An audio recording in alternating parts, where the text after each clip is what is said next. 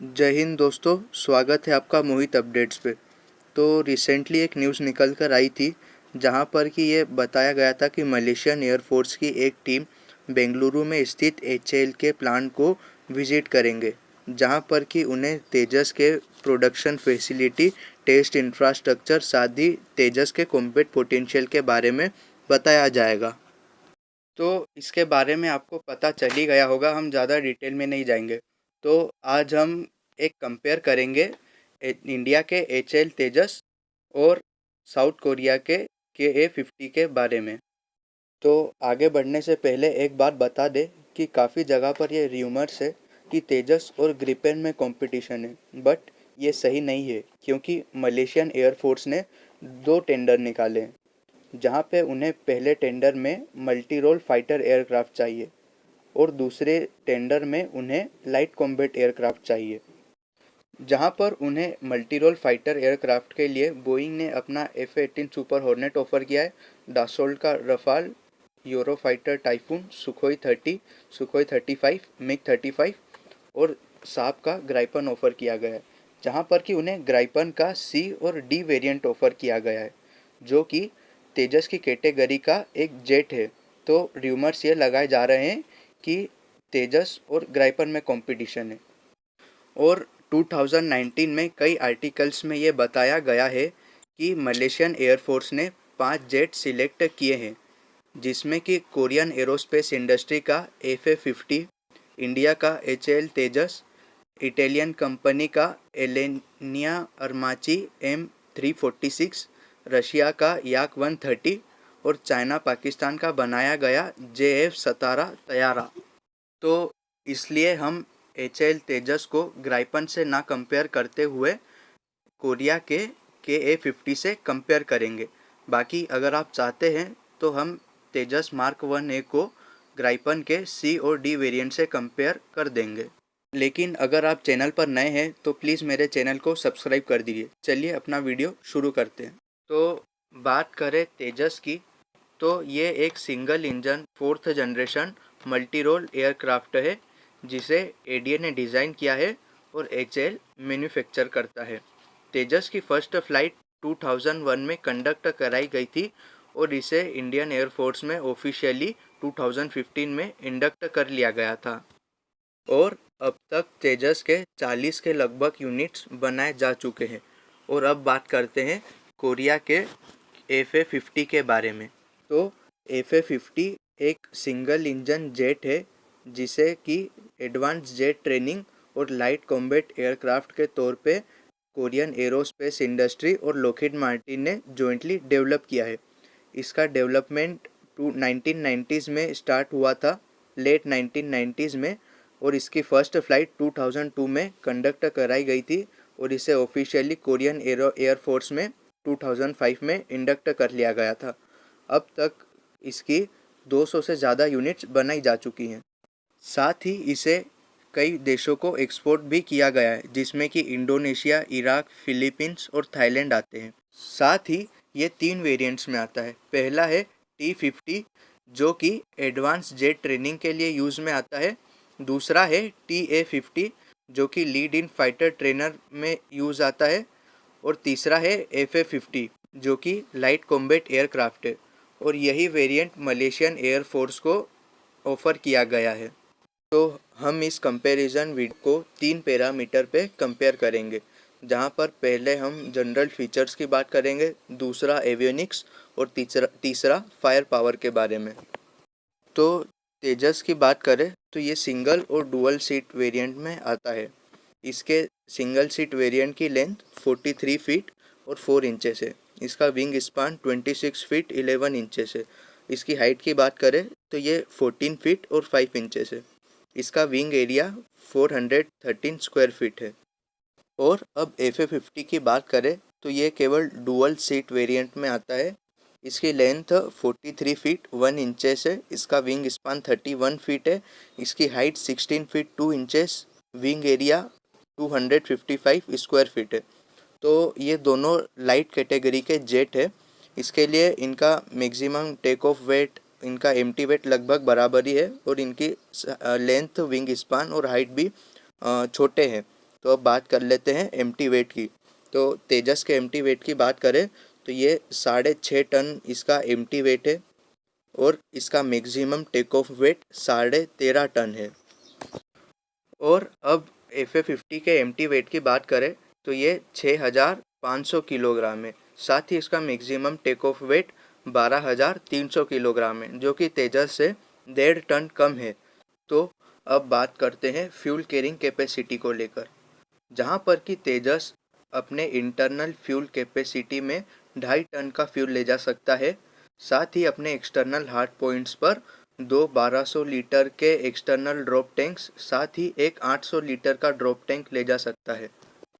अब FA50 की बात करें तो ये इसकी इंटरनल कैपेसिटी 2,700 किलोग्राम है। साथ ही ये अपने एक्सटर्नल हार्ड पॉइंट पर एक 800 लीटर का ड्रॉप टैंक ले जा सकता है।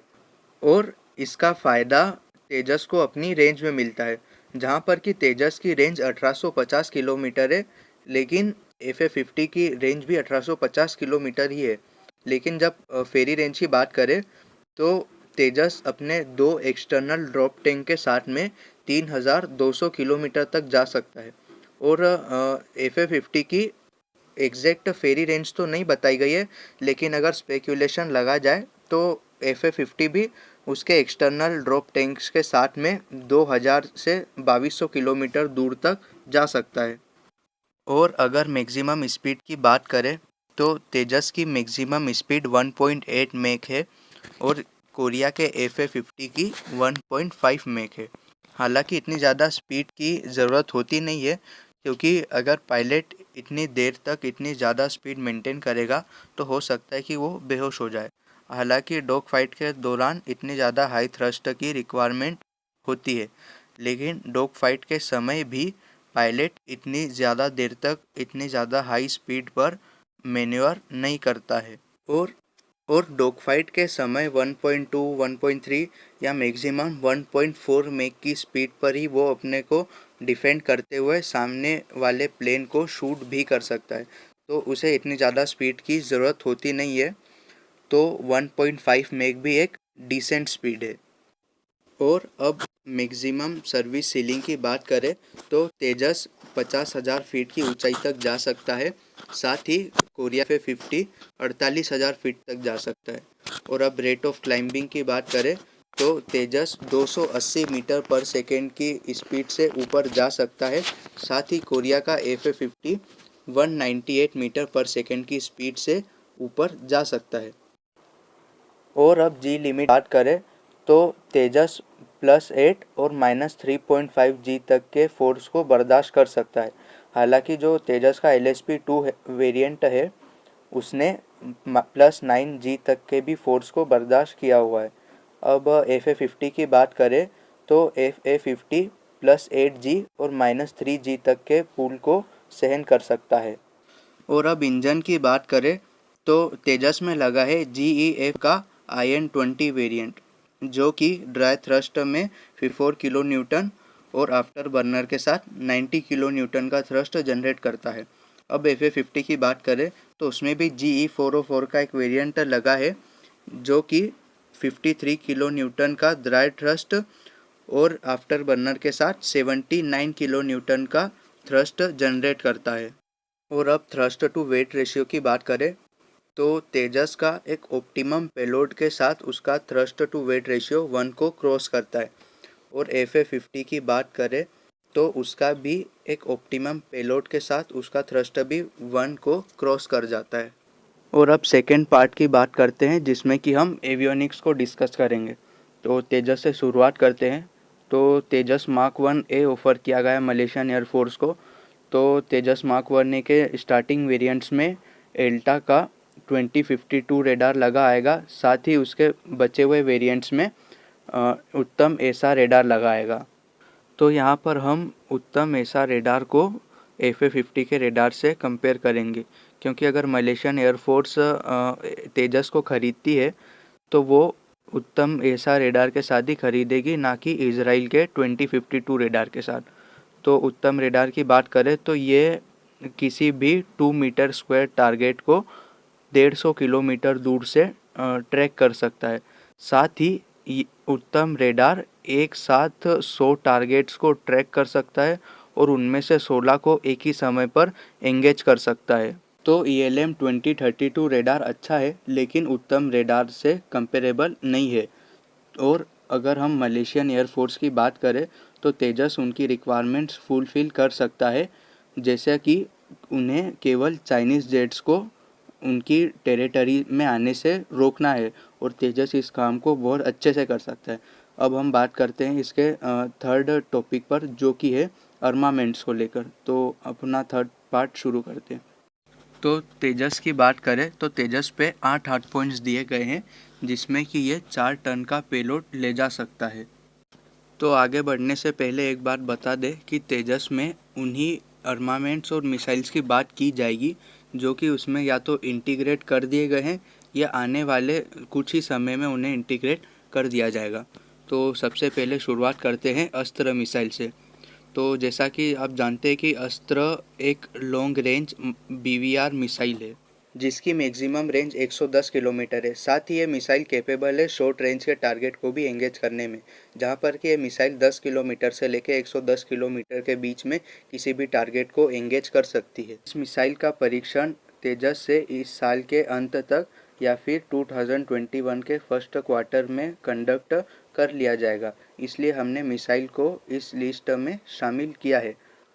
और अब बात करें दूसरी मिसाइल की, तो हमारी सेकेंड मिसाइल है डर्बी ER, जिसकी मैक्सिमम रेंज 50 किलोमीटर है और ये एक्टिव रेडार होमिंग को फॉलो करती है, जो कि मीडियम रेंज की मिसाइल की रिक्वायरमेंट को फुलफ़िल करती है। अब बात करें R73 की, तो R73 का M वर्जन यूज़ करती है इंडियन एयरफोर्स, जिसकी मैक्सिमम रेंज 40 किलोमीटर है।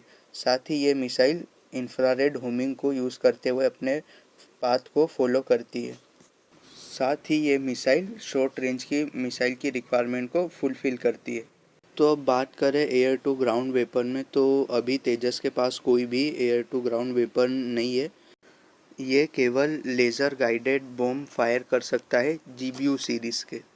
बाकी अब अगर फ्यूचर मिसाइल्स की बात करें, जिसमें कि पहले एयर टू एयर मिसाइल की बात करें, तो तेजस को एयर टू एयर मिसाइल में अस्त्र मार्क 2, जिसकी रेंज 160 किलोमीटर, अस्त्र मार्क 3 की रेंज 340 किलोमीटर रहेगी। साथ ही फ्रांस जैसा कमिट करा था कि अगर तेजस में इंडियन रेडार या फिर यूरोपियन रेडार लगी हो तब वो मीटियोर को इंटीग्रेट कर देगा। तो तेजस में उत्तम ऐसा रेडार लगने के बाद में हो सकता है कि मीटियोर भी इंटीग्रेट कर दी जाए। और 2019 में इंडियन एयरफोर्स ने IWER को तेजस के लिए सिलेक्ट कर लिया था। तो अगर आपने IWER को इंटीग्रेट कर लिया तो ये 100 किलोमीटर की रेंज देगा। साथ ही ये भी डुअल पल्स रॉकेट मोटर के साथ में आती है, जो कि काफ़ी अच्छी किल प्रोबेबिलिटी देती है। साथ ही इंडियन एयरफोर्स ने डर्बी को तेजस में इंटीग्रेट कर लिया है, तो IWER को इंटीग्रेट करने में ज़्यादा प्रॉब्लम नहीं आएगी। अब future air to ground weapons की बात करें तो इसमें अगर विकीपीडिया के हिसाब से देखा जाए तो KH-59 के डिफरेंट वर्जन्स लगाए जाएंगे। हालांकि मुझे लगता नहीं है कि KH-59 यूज़ की जाएगी, क्योंकि जिस तरह से DRDO अपनी खुद की long range land attack cruise missile, जो कि एरो इंडिया 2021 में तेजस मार्क 2 के साथ इंटीग्रेटेड बताई थी, साथ ही स्काल्प मिसाइल भी बताई गई थी, तो मुझे लगता है कि ये मिसाइल्स ही इसमें लगाई जाएंगी। साथ ही इसमें फ्यूचर में ब्रह्मोस का नेक्स्ट जनरेशन वेरिएंट भी लगाया जाएगा। साथ ही एंटी रेडिएशन मिसाइल के तौर पे इसमें रुद्रम 1 लगाई जाएगी। और इन सभी मिसाइल्स का परीक्षण साथ ही इंटीग्रेशन मेरे हिसाब से 2021 के मिड तक या फिर 2024 के एंड तक हो जाना चाहिए। और अगर ऐसा होता है तो अगर मलेशिया तेजस को चूज़ करती है तो उन्हें इतनी सारी वैरायटी की मिसाइल्स मिलेंगी। बाकी अब बात करते हैं कोरिया के वेपन्स की। तो अब बात करते हैं FA-50 के वेपन्स की, जहां पर कि FA-50 अपने साथ AIM-9 साइड वाइंडर ले जा सकता है, जिसकी मैक्सिमम रेंज 35 किलोमीटर है। साथ ही ये शॉर्ट रेंज की मिसाइल है जो कि बहुत ज़्यादा डेडली मानी जाती है। और अब एयर टू ग्राउंड वेपन्स की बात करें तो यहाँ पर ये AGM-65 मैवरिक ले जा सकता है। तो फ़िलहाल के लिए FA-50 केवल ये 2 मिसाइल्स ही फायर कर सकता है।